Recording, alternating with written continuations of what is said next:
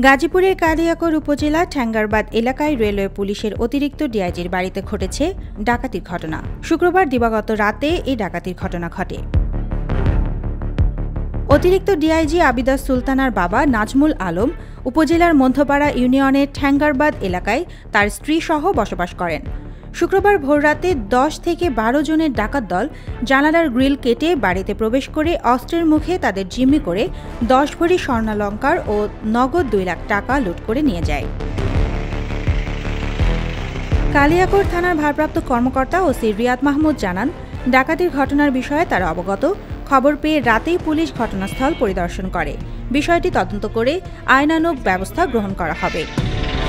Suborna Mehazabien, দেশকাল news.